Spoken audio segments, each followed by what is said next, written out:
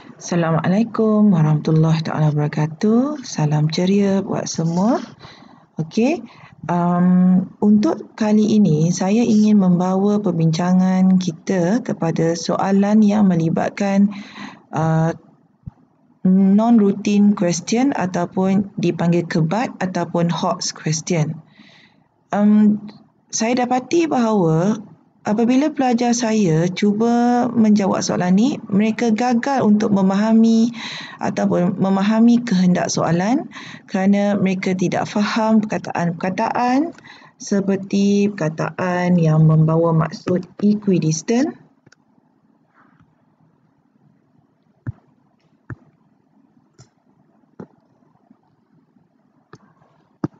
dan juga perkataan nearest to fire brigade camp.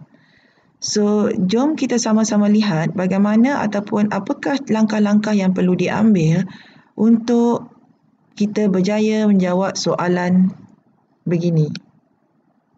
Okey. Pertama sekali, seperti apa yang semua pelajar patut lakukan adalah pelajar-pelajar sepatutnya mencari kataan-kataan ataupun keywords yang penting dalam soalan. Kataan equidistant di sini membawa maksud bahawa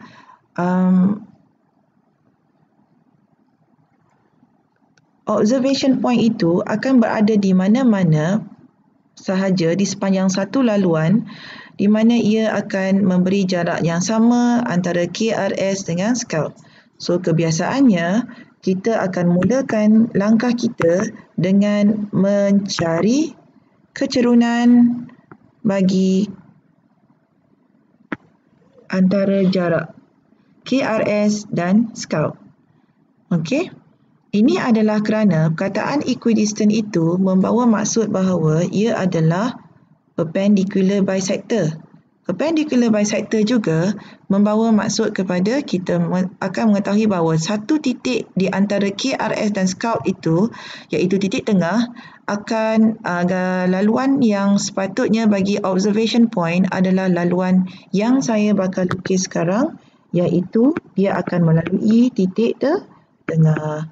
Saya akan gunakan garisan merah sebagai laluan yang sepatutnya observation point berada. Syarat yang kedua pula adalah observation point itu juga mesti berada berdekatan atau nearest to the brigade camp. Bila perkataan nearest to the brigade camp membawa maksud bahawa jarak antara observation point dengan fire brigade akan membentuk satu akan berserenjang ataupun dia akan membentuk satu perpendicular di sini. Ini bermakna langkah pertama kita adalah untuk mencari dahulu titik tengah. Kita cari dulu langkah pertama, cari titik tengah antara KRS dan Scout. Kenapa kita perlu mencari titik tengah? Kerana kita memerlukan persamaan garis lurus bagi garisan merah dan juga di situ kita akan menggunakan persamaan garis lurus garisan merah dan persamaan garis lurus garisan biru, dan kita akan menggunakan kaedah persamaan serentak untuk mencari titik persilangan, di mana titik persilangan itu adalah di mana tempat observation point berada. Observation point di sini. Okey, so langkah pertama, titik tengah, midpoint adalah 900 tambah 300 bahagi 2, 400 tambah negatif 800 bahagi 2 adalah midpoint adalah 200 dan 600. Midpoint. Negatif 200. Ya. Okey, langkah kedua untuk membentuk persamaan garis lurus bagi garisan berwarna merah, kita juga perlu mencari kecerunan. Kecerunan yang kita perlu cari adalah kecerunan bagi garisan hijau dahulu, kerana dia akan membantu kita mencari kecerunan bagi garis lurus berwarna merah. Okey, so kecerunan bagi garisan berwarna hijau adalah 900 tolak 300, 600, 600, 400 tolak negatif 800 adalah 1200 bagi 2 adalah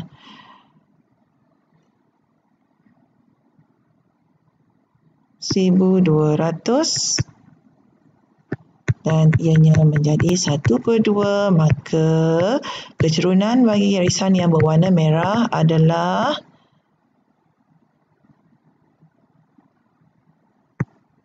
negatif 2. Kita teruskan pula dengan mencari persamaan garis lurus yang berwarna merah. Okey, kita dah ada lengkap dengan titik tengah yang melalui garis merah dan juga kecerunannya. So, apa yang kita perlu buat adalah kita sedang mencari persamaan garis yang berwarna merah, iaitu Y tolak 600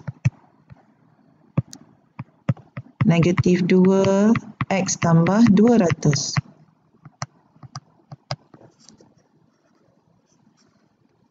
Y sama dengan negatif 2X tolak 400 tambah 600 jadi tambah 200.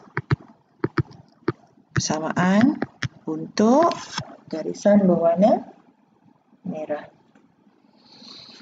Seterusnya, seperti mana yang cikgu katakan tadi, kita juga perlu mencari persamaan garisan yang berwarna biru di mana kecerunannya adalah sama dengan kecerunan garisan yang berwarna hijau, iaitu 1/2. Dan titik yang diberi koordinat bagi fire brigade adalah 600 negatif 500. So, kita teruskan.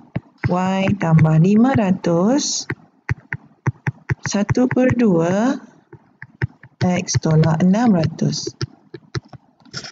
Seterusnya, Y sama dengan setengah X negatif 300 tolak 500 jadi negatif 800. Ini adalah persamaan bagi garis lurus berwarna biru.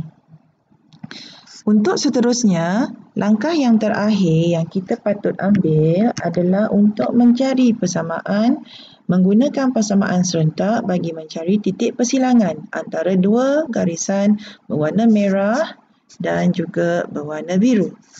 Okey, so kita mulakan sekarang. Setengah X tolak 800 sama dengan negatif 2X tambah 200.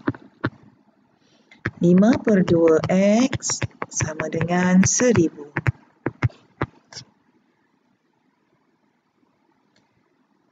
X sama dengan 2000 bahagi 5, jadikan ia adalah 400. Dan kita wajar mencari nilai Y. Nilai Y kita, saya gunakan persamaan yang pertama, iaitu Y sama dengan negatif 2X tambah 200. Saya gantikan dengan 400 tambah 200. Jadi, negatif 800 tambah 200 mendapat 600, negatif 600. Maka, coordinate for observation point adalah